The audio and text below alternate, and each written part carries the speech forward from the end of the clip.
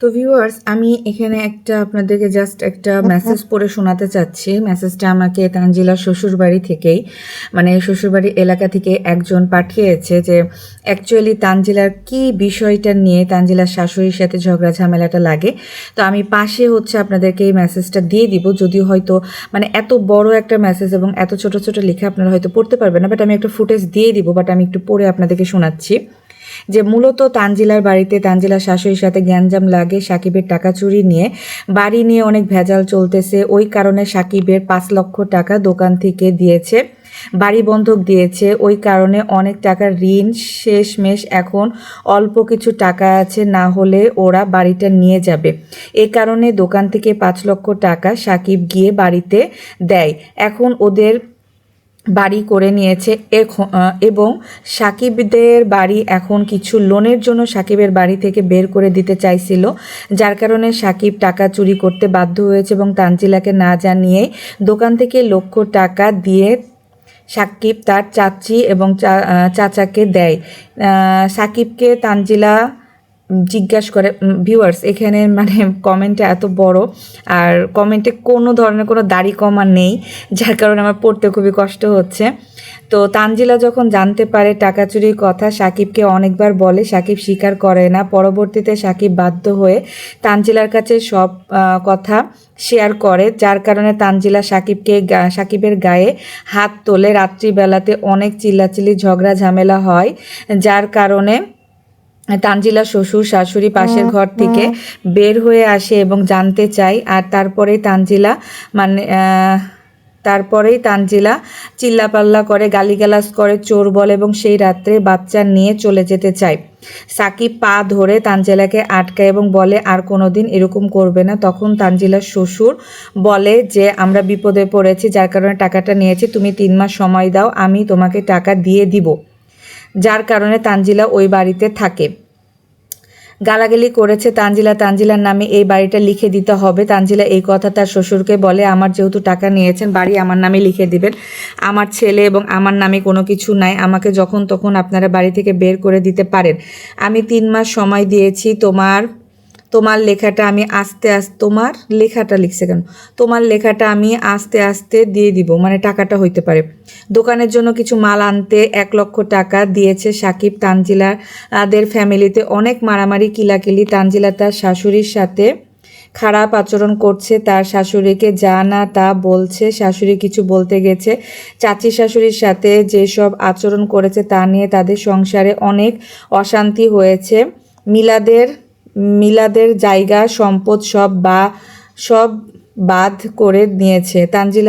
তানজিলার তিশার শ্বশুরকে কি লিখছে জানি না, তানজিলার তিশার শ্বশুরকে বাধ্য করেছে, না তানজিলার তিশার শ্বশুরকে বাধ্য করেছে। তানজিলার সম্পদ সব পাক করে নিয়েছে লোভী শাবানাদের সাথে। আপনারা যে বলেন মানুষ হিসেবে মাহির মা খুব ভালো, মানুষের সাকিবের মা খুব ভালো। সাকিবের মা বাবা অনেক বড় বিপদে ছিল বিদেশে, ওই কারণে মাহি সাকিবদের সাথে মা এত ভালোবাসে মিলমিশ। আচ্ছা, এতটুকুই আমার কাছে একটা কমেন্ট আসে। তো এই কমেন্টটা ভাঙা ভাঙা কমেন্ট, নাই কোনো দাড়ি, নাই কোনো কমা, নাই কোনো কিছু, একদম এক ধার্সে লিখছে, যার কারণে আমার পড়তেও একটুখানি কষ্ট হয়েছে। তো যতটুকু পেরেছি আমি আপনাদেরকে পড়ে শুনিয়েছি। তো এখানে মূলত ঘটনাটাও আপনারা বুঝতেই পারলেন যে মূল বিষয়টাই হচ্ছে তানজিলা ঝগড়া ঝামেলা শুরু করেছে শ্বশুরবাড়িতে টাকা নিয়ে। তো টাকা নিয়ে তাদের কিন্তু অনেক বড় একটা মারামারি বা সংসার ভাঙনের পথেও চলে গিয়েছে, এরকম একটা ব্যাপার হয়ে গিয়েছিল। যেহেতু সাকিব বাবা মার দিকেও যেতে পারছে না, বাবা মাকেও হেল্প করতে পারছে না, যেহেতু সাকিব কিছু করে না, যার কারণে তানজিলা যেহেতু দোকানের বিজনেসটা সাকিবই দেখাশোনা করে, জানার কারণেই কিন্তু সাকিব ওইখান থেকে টাকাটা নিয়েছে এবং টাকাটা নিয়ে বাবা মাকে হেল্প করেছে। আর ওরা ঋণগ্রস্ত। মানে তানজিলা কিন্তু একটা ভিডিওতে এই ভিডিওতে মানে এই যে ঝগড়া ঝামেলা হলো না কিছু দিন, এখন কিন্তু তানজিলা অনেক বেশি টিক্স মেরে এবং খোঁচা মেরে তার শাশুড়ির সাথে কথা বলেছে, আপনারা তো লোনের উপরেই চলেন, আপনাদের তো আবার ঋণ অনেক, মানে এমনভাবে বলতেছিল জিনিসগুলো যে আপনাদের ঋণ আছে, ঋণ দিয়েই তো এটা করছেন, আপনাদের তো গরুও ছিল, পরে ঋণের জন্য গরু বিক্রি করে দিচ্ছেন, এখানে গরুর গোয়াল ছিল, এখানে সাকিব ঘাসও কাটতো গরুর জন্য, মানে এইভাবে কথা বলতেছে, না বলো সাকিব, না বলো সিনের পাপা, তুমি না গরুর জন্য ঘাস কাটতে, বলো এমন বলতেছিল। যে মানে ক্যামেরাতে মানুষকে জানাতে চাচ্ছে যে অ্যাকচুয়ালি আমি তানজিলা কি, আমার টাকা নিয়ে সাকিব কি হয়েছে আর সাকিব আগে কি ছিল। এখন কিন্তু মানে তানজিলা তার শ্বশুরবাড়ি এবং সাকিবকে অনেক ছোট করেই উপস্থাপন করছে, মিডিয়াতে দেখাচ্ছে। কারণ তানজিলা বুঝে গিয়েছে যেখানে তার আর বেশি দিন নাই, সে কিছু টাকা পয়সা হাতে নিয়ে সে আবার বাপের বাড়িতেই বাচ্চা টাচ্চা নিয়ে থাকবে, বা ওইদিকে প্ল্যান প্রোগ্রাম করছে। ঢাকাতে যে ফ্ল্যাটটা নিয়েছে সেটাতে এসে মানে সেখানেই এসে বসত করবে আর কি মাকে নিয়ে। তো তানজিলার যেভাবে চলতেছে, তিশা তো ওইভাবে বলতেছে যে সমস্যা না, আমি তোকে সাপোর্ট দিব, তুই ঢাকার ফ্ল্যাটটাকে রেডি কর, আমি দরকার হলে তোর সাথে যে থাকবো।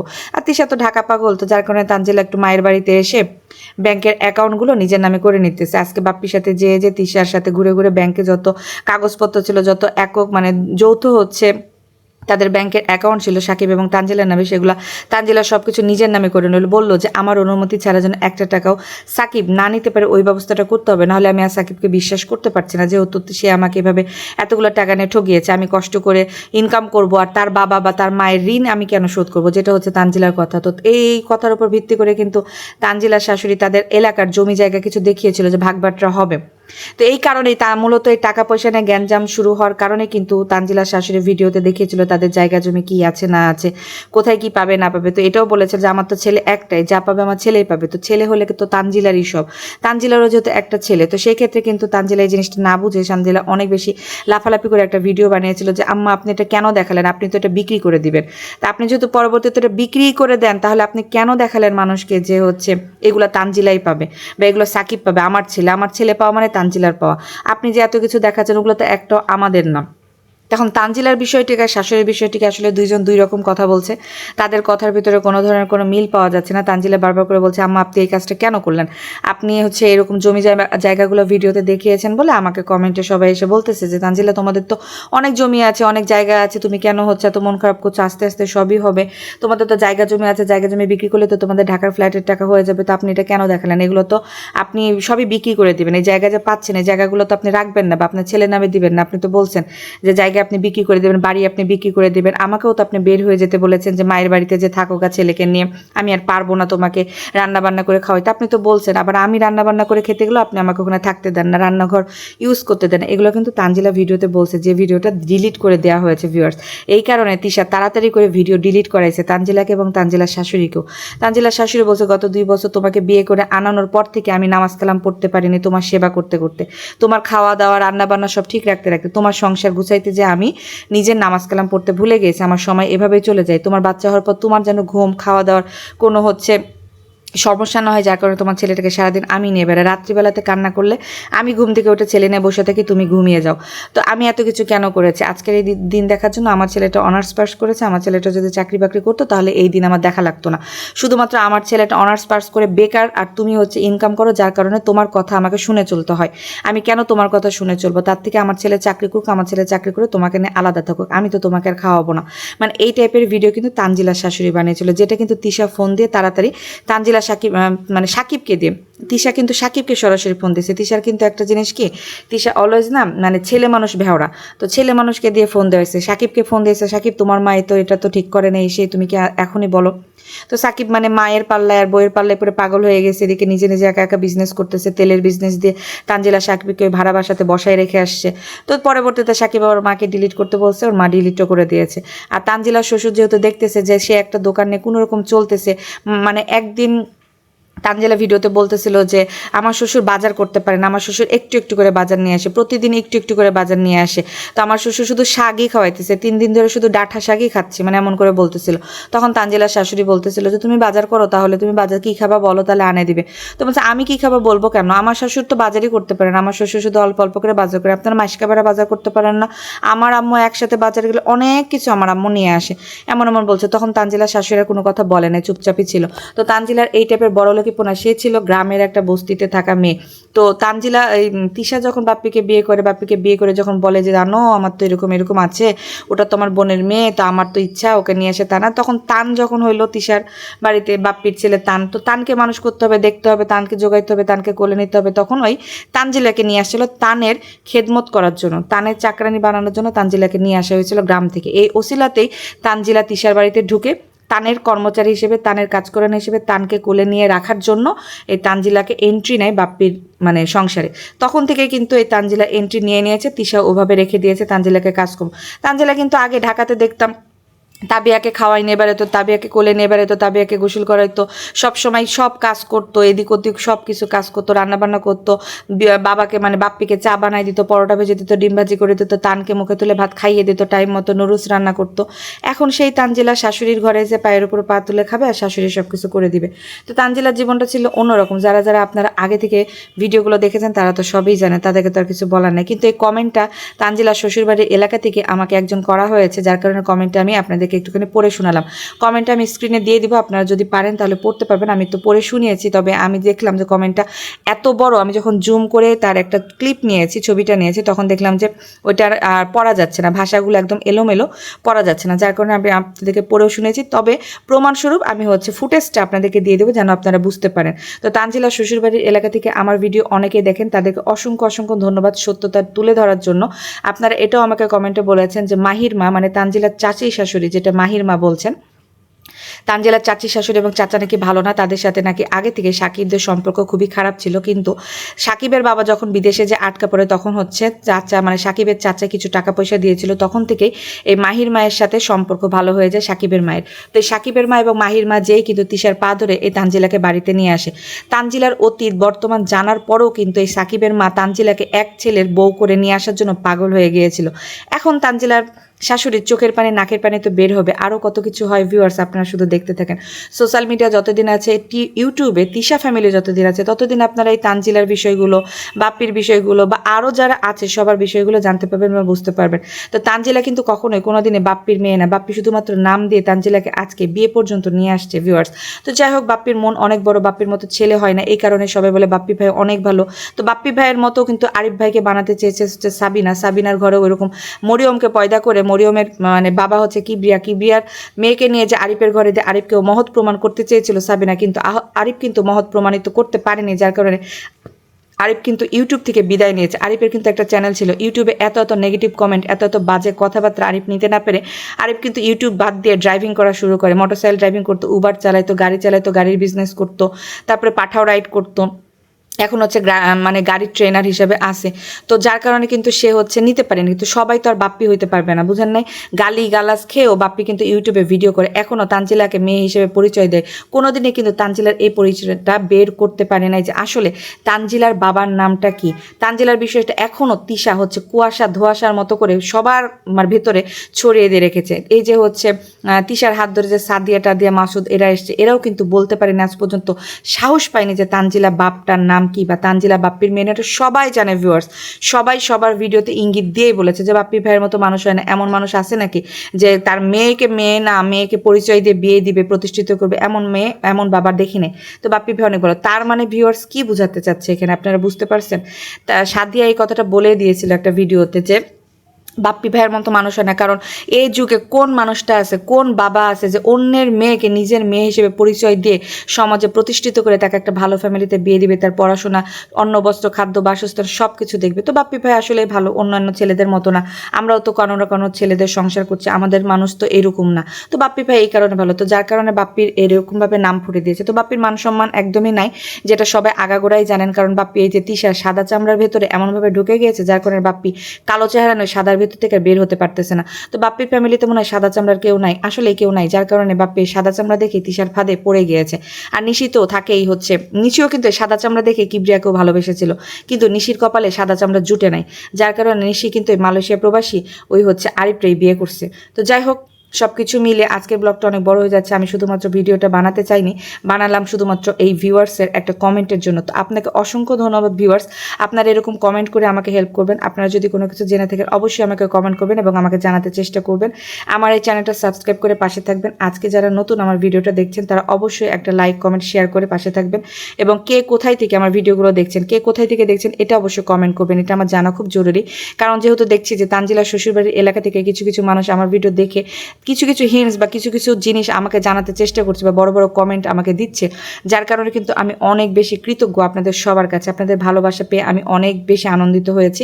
অবশ্যই আমার চ্যানেলটা সাবস্ক্রাইব করবেন, পাশে থাকবেন। আর আমি মূলত আপনাদের কমেন্টের উপর ভিত্তি করে আজকের এই ব্লগটা বানালাম। যে আমাকে কমেন্ট করেছে তার নামটা আমি একটু পরে শো করে দিব, তার নামটাও আমি এখানে দিয়ে দিব। আপনাকে অসংখ্য অসংখ্য ধন্যবাদ। আরও যদি পরবর্তীতে কোনো কিছু জানানোর মনে করেন তাহলে অবশ্যই আমাকে জানাবেন, আমি আপনার নাম সহকারে ওইখানে প্রকাশ করে দিব বা নাম সহকারে এখানে উল্লেখ করে দেবো। আর আপনি যদি চান যে আপনার নামটা না প্রকাশ করতে, সেটা অবশ্যই কমেন্ট করবেন আমাকে। অবশ্যই আপনি যেভাবে দিয়েছেন সেটাতে আপনার নাম বোঝা যাচ্ছে না, আপনার লেখাটাও অস্পষ্ট আসছে। আমি ফুটেজটা দিয়ে দিয়েছি শুধুমাত্র সত্যতা প্রমাণ করার জন্য, কারণ অনেকে বিশ্বাস করবে না, বলবে যে কিসের কমেন্ট দিয়েছে, কই আমরা তো কোনো কমেন্ট দেখলাম না। যার কারণে আমি কমেন্টের ফুটেজটা প্রথমেই, কিন্তু ভিডিওর প্রথমেই আমি দিয়ে দিয়েছি, সেটা আপনারা দেখে নিয়েছেন। যারা মনোযোগ সহকারে আমার ফুল ভিডিওটা দেখেছেন তাদেরকে অসংখ্য ধন্যবাদ। যারা ফুল ভিডিও দেখেছেন তারাই কিন্তু একমাত্র আমার কথাগুলো বুঝতে পারবেন, কিন্তু যারা মাঝখান থেকে এসে হুট করে একটা ভিডিও দেখে ঠুস করে কমেন্ট করে দিয়ে চলে যান, তারা কিন্তু কখনোই আমার এই ভিডিও বা আমার কথাগুলো আপনারা বুঝতে পারবেন না। তাই আপনাদের কাছে আমার একটা অনুরোধ থাকলো যে আপনার অবশ্যই আমার ফুল ভিডিওটা অবশ্যই দেখে একটা আপনাদের মূল্যবান মতামত, যেটা আপনাদের মনে হবে ভিত্তিমূলক একটা মতামত, আপনারা আমাকে কমেন্ট বক্সে করে যাবেন। আমি আপনাদের কমেন্টটা পড়ে সুন্দর করে উত্তরটা দিয়ে দিব। তো আজকের ব্লগটা বড় হয়ে যাচ্ছিল, তো মোট কথা মূলত লাস্টে আমি আরেকটু সামারি আপনাদেরকে বলে দিই। মূলত ঘটনাটা শুরু হয় টাকা নিয়েই। যেহেতু তানজিলার পরিবারে টাকার একটু ক্রাইসিস চলতেছিল, বাড়ি টাড়ি বিক্রি করার জন্য তানজিলার শাশুড়ি অনেক দিন থেকেই বলতেছিল বাড়ি বিক্রি করে লোন শোধ করতে হবে। অ্যাকচুয়ালি তারা লোনে এবং ঋণগ্রস্ত হয়ে গিয়েছে।